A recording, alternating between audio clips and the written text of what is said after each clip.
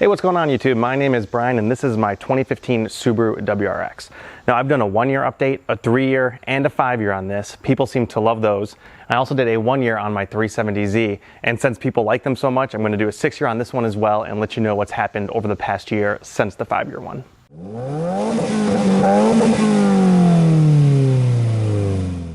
And to give you a quick outline of this video, I'm going to tell you the objective stuff, the stuff that's actually happened to the car, the subjective stuff, the things that I personally like or don't like that may be more of an opinion, and then do some driving impressions as well. And in my 5-year update, I went really detailed into the objective stuff and some of the objective stuff as well, and not much into the driving impressions. And since not a whole lot has changed in the past year, I'm going to go through those very quickly to try to make this video shorter, and then go right to the kind of the driving impressions and my opinions of having this car for 6 years and if I still like it. Okay, so this is a 2015 model year, which I purchased in 2014. The 2015 model years kind of hit the dealers in the summer of 2014. I got mine in June 2014, which is why it's 6 years of owning this car. And this car as it sits has about 77,000 miles. Last year in my 5-year update, it only had about 71. So I haven't put many miles on it in the past year, and there's 2 reasons for that. One is I bought my Z last year. So since I bought that, I've been kind of splitting the driving. The Subaru's been a lot more of a winter driver. The Z's been a lot more of a summer driver. And then the second reason is obviously COVID. I'm still working from home. Luckily, I can do my job from home. So I'm not driving either car as much, just kind of to do errands, groceries, pick up food at restaurants, etc. Okay, so let's start with the mods real quick, just so you know what's been done to this car before we get into the reliability. Nothing too crazy. The main things are the front headlights. It's just headlights from Subispeed, just to change up the look. I got new wheels and tires because I wanted a different set. This is the premium from 2015, which came with 17-inch wheels, which is 17 by 8. I wanted a little wider wheel and a little larger wheel, so I went with 18 by 8.5. This is the Avid AV20, I believe is what it is. You can search that. They've been fine, and then I just have wider rubber on that as well. And then about halfway through the life of this car, so about 3 years in, I went stage 1 plus, which is just an intake. I have a nameless axleback exhaust. That's not necessarily part of that, but I have an intake from Cobb as well as a tune from Cobb. So that's what makes a stage 1 plus. It adds a little bit of horsepower, a lot more torque, and the top end is a lot more powerful. It doesn't fall off as it does in the stock tune, and it gets rid of a lot of the rev hang. So I actually do recommend stage 1 plus. It really woke up this car a lot. But essentially, that is everything I've done to this car. And then there's tint as well, I guess. But let's get into the objective parts of it now. So as many of you may know, because you're probably car nuts like me, is that Subaru's roadmap for their future vehicles was leaked a couple weeks back. And in that, they showed that in the year 2021, a new BRZ and a new WRX are going to be put into the market. For that reason, a lot of these cars may be flooding the used market, which is great for people, enthusiasts who don't want to spend as much money but have a great car. So what I want to tell you about right now is the objective things that have happened to this car. So just the stuff the problems I've had. So that way, if you go into the used market and want to buy one of these, you might know what to look for. So one of the first problems I had with this car was the AC. What happened was under 10,000 miles, whenever the car would be under a little bit of load, so just a little bit of gas, the AC would cut out and it would just blow heat. You'd let out the gas and it would start blowing cold air again. I went to the dealer like 5 times because essentially I could recreate it really well, but they wanted to drive the car. They didn't want me to drive it. They couldn't recreate it. After about 5 times, they finally let me drive. I recreated it and they said, yep, that's a problem. It was replaced under warranty. They actually tried to fix it first and then it came back up like a week later and started happening again, so they replaced the whole unit. I think that was a problem with 2015 model year cars only, and maybe only a certain run of the 2015 model years. This was like the earliest run because I bought it so early. So just so you know, I would say if you're test driving a 2015, I believe it's 2015s, make sure you do it on a hot day, turn the AC on, and make sure it's blowing cold all the time, even under load, because that was a big problem with this car and it sucked in the summer. The second thing I want to talk about actually has a big update from last year. So if any of you watched my 5-year update video, this is actually a change in something that I talked about reliability-wise from last year.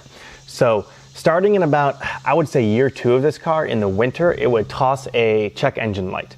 And now, it was weird how it tossed the check engine light. As soon as it went to like under 20 degrees, I would say Fahrenheit, a check engine would come on and it wouldn't go off until it reached about 40 or 50 degrees outside as well. And this car for the first 5 years of its life was never kept in a garage because I lived in apartments and then also a little condo with my wife where we had 1-car garage and she used that. So this car was always outside.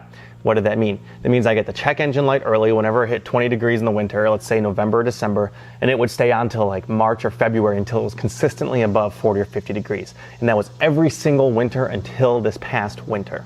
So in fall of 2019, my wife and I moved into this house, and it was garage kept all winter. And the garage that this car is kept in is connected to the house, and above it and below it, there's the basement and an actual floor above it, as well as on one side. So our garage is not heated, but in the winter, it never really dropped even below 50.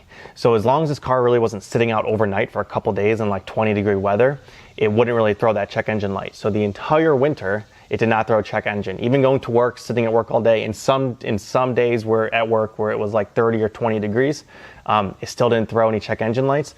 So the entire winter, it went away. So I guess it obviously has something to do with the cold. I'm not quite sure what it is. So let's now talk about the most important part of this video, which is the mechanical reliability. And I actually have very good news to report, and that is that there's been $0 paid in mechanical reliability out of warranty. So like I stated earlier, I had the AC problem, but that was fixed under warranty, so $0 out of pocket, and nothing else has gone wrong with this car. The only out-of-pocket money I've spent on this car has been the normal maintenance stuff. So I'm on my second set of tires, second set of brake pads and rotors, and then also all the oil changes. The only real other thing to talk about under the hood is the clutch. It's actually still fine, still working great. The only problem with it right now is that the throwout bearing is going, so it's very squeaky. Thanks to everybody for my 5-year update who told me what it was. But when the clutch is depressed all the way in the first couple minutes of driving, it makes a very loud squeaking noise. That's a throwout bearing. I don't think that causes, I could be wrong, I don't think that causes really any mechanical problems. It's just something you want to fix. But that I still haven't fixed just because I haven't been driving this car much. Still need to do that. But that's really the only thing left on this car or to talk about underneath the hood. So again, biggest takeaway from this video I want you to take away if you're looking at these cars, mechanically, it's been pretty solid. And the only other thing I want to talk about that I actually didn't mention in any of my updates ever, I don't think, is that in year 1 of this car, I did get rear-ended, and the back end, it wasn't really smashed, it was just scraped. But I took it into Subaru, and apparently a bunch of safety pieces underneath the bumper were all destroyed. So they had to replace all that, and that was a couple $1,000s, but the guy rear-ended me, so his insurance covered it. I've not had any problems relating to that, so I've been rear-ended, and I've had nothing kind of creep up from the rear end of the car that would cause problems, so that's a good thing as well. So now that we're done with the objective stuff, let's move into the subjective things and what I think about. Let's go with the interior of the car before we get to driving impressions. And ignore the sweat, it is a hot day out here. So the first thing that I've griped about many times, and it's still the biggest issue to me, is the seats, the seating position, and the clutch pedal all in combination. So first off, the seats don't get low enough for my liking. I like seats that are really low slung, so that way it feels more like of a press forward on the clutch instead of a press down.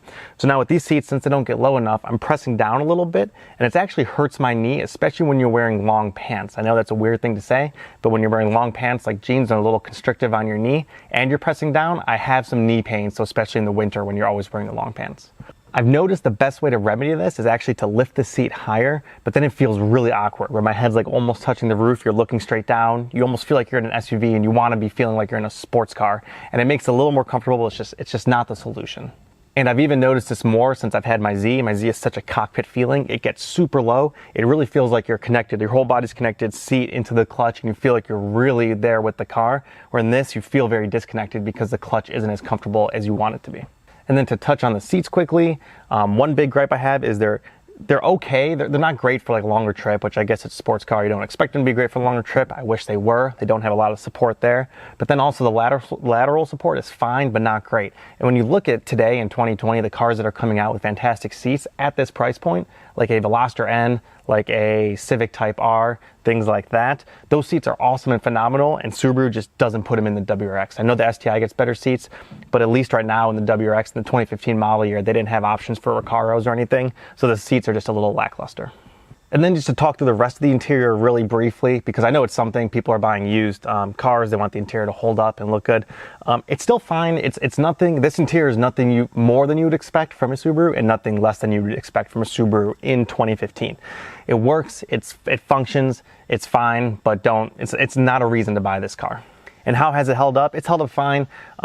There's maps in this car. The maps aren't great, so I use Google Maps. But one big thing is the Bluetooth has been phenomenal. I've never had the Bluetooth cut out in 6 years, which is a good thing because when you buy a car, you want to be able to listen to your podcasts, listen to Google Maps talk to you, listen to songs, and you don't want any disruptions, then it's been flawless. So that's a very good thing. And then the materials, the fit and finish, how's that held up? It's held up fine. They're actually, it's got some creaks and stuff, but it's really not that bad for a Subaru. I know it's a weird thing to say, but it's not that bad for a Subaru.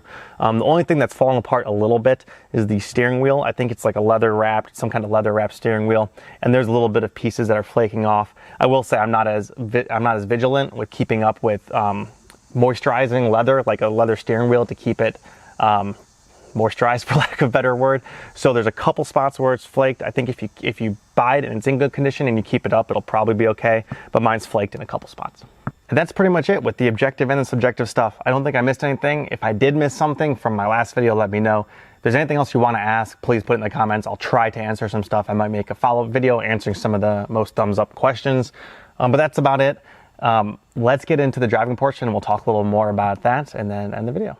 Before I get into my driving impressions, I just want to say that I have like maybe 50, 60, 70 videos or something on my channel, and a lot of them cover this car. I've got a POV video of this car where I walk around it and I drive on a back road on this in 4K, 60 FPS, great video, tons of videos on this car. So if you want to see any more on this car, I've probably made a video about it, talking about almost everything about it, as well as I took it to Tailed Dragon. There's a video on that. Again, my POV video is a great video. Go check all that stuff out if you want to see more about this car, and add comments below as well, and I'll try to answer what I can. So now let's get into the driving impressions. All right, so setting off for my impressions of this car, and just to give a reminder, well, not actually a reminder because a lot of people who watch this video probably will not be subscribers, but I own this car. I own a 370Z. Not only is it a 370Z, it's a Nismo, and I also take that to autocross a lot. And I have not taken this car to autocross at all. So just as perspective of kind of what I drive, and my wife also drives an Audi A3. I don't drive that too much, but that's what she drives. So just as some perspective, a lot of opinions I have about this car come along because I drive other cars as well. So anyway, those are cars I drive. So let's get into the impressions of this. Okay, so let's talk about this car. And the first thing I want to talk about is the driving impressions for 6 years and what this car feels like. Now, it's hard to put this into words, and it's going to feel very dumbed down when I say this, but this feels like an Impreza that was stiffened and given more power. And I know you're saying to the screen right now, yeah, idiot, that's what it is. I understand that, but cars have changed so much. Like a Civic Type R, I haven't driven one, but from all the reviews, it seems like it doesn't feel like a Civic. It feels like a really fine-tuned four-door sports car. STI, same way. It's so tuned to be a four-door sports car. This doesn't give me those vibes.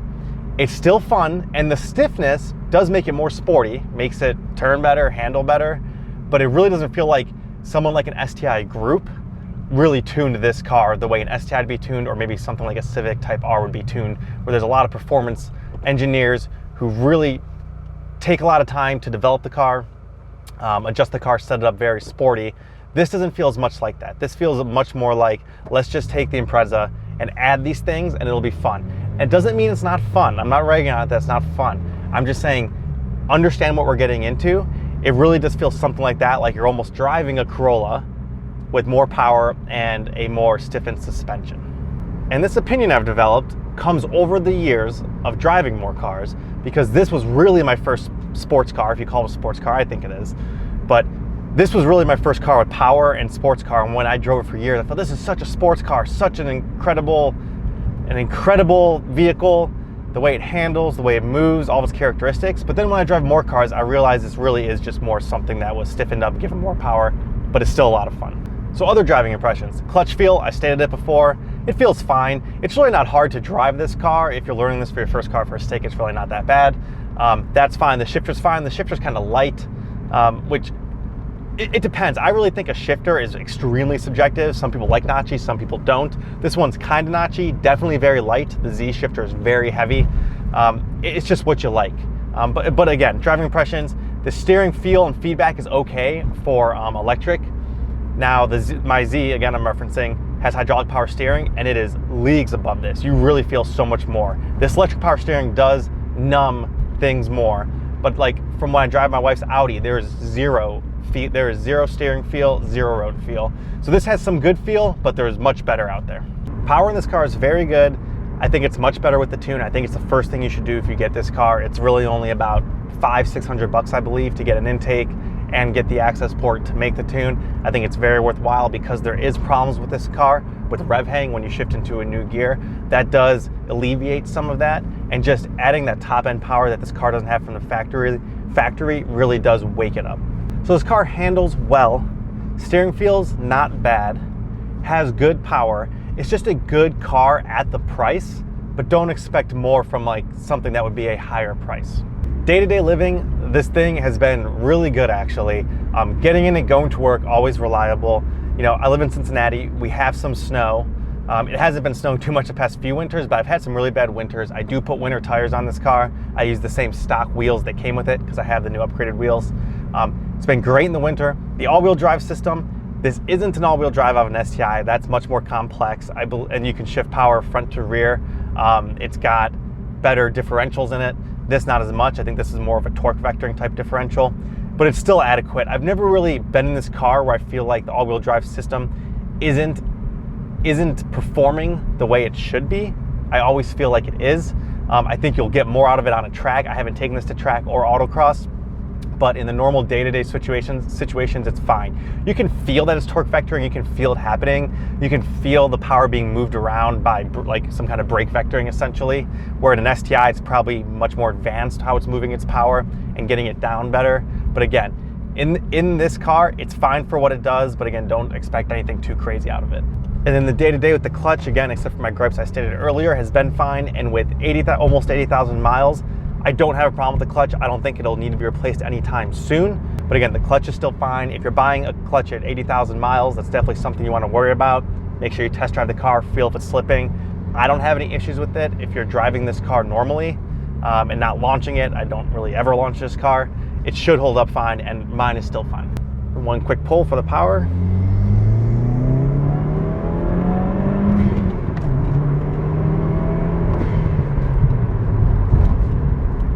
Still fun. This thing is still fun. And I honestly think it's faster than my Z, which has 350 horsepower, because it just has a lot more torque, the all-wheel drive push, and it's lighter. This is fun. This is still fun in a straight line. Okay, so let me wrap up my final thoughts of this car after 6 years of ownership. This is a great first car for someone entering a sports car market. It needs 4 doors. There is nothing wrong with this. I know that when people hear what I say about it being a stiffened Impreza with more power, that doesn't always mean it's a bad thing. Think about something like a Dodge Charger, which is a rental fleet car. I mean, you can get that thing base with a V6, stripped down rental fleet car, runs fine. What do? They put a supercharged V8 in it, and it's fun. There's nothing wrong with that recipe of adding power to something that's just kind of blah to make it more fun. I don't think there's anything wrong with that. Same with stiffening a car, just stiffening the car to make it more fun. I don't think there's anything wrong with that. All it is that it's appealing to a more broad audience at a lower price point and giving fun to people where they can afford it. And I think that's the takeaway from this car. If you want more of a scalpel, more precision, you buy something like my 370Z Nismo, which I bought because I love autocross and I love taking that thing to autocross, and that is so precise. The handling, the driving feel, the brakes are incredible on that car. Everything about that car, the huge 285 wide tires, that's for a reason. This is really for that car where someone just wants something that is reliable, gets them everywhere they need to go every day, but you find a twisty road or you find a straight, and it is fantastic. There's nothing quite like this. We can get 4 doors, all-wheel drive, turbo, manual transmission, under $30,000. Like, there's nothing that competes there anymore. The Veloster N, but it doesn't have all-wheel drive. So this is in such a good segment. I mean, it is exactly what a lot of people want. And I want people to know this is a great car for that price. This will fit so many needs, and it's still fun. Just because it's not tuned by STI doesn't mean it's not fun. It's still a fun car, and this is a fantastic, I think, used car deal for people who want to step into that sports car game, who don't have all the money, don't have 30 grand to spend. You have 15 grand to spend. I'm sure there's going to be 15 really soon. This car might be worth 15 grand or even less, especially when the new WRX comes out in 2021. So my lasting impressions is, don't go into this thinking this is tuned by great tuners at Nismo or STI. It's a stiffened, faster Impreza, but they did it well. They did it very well, and it is just still a fantastic car to own. It gives me smiles every single day, and is extremely practical and is reliable and will get you where you need to go.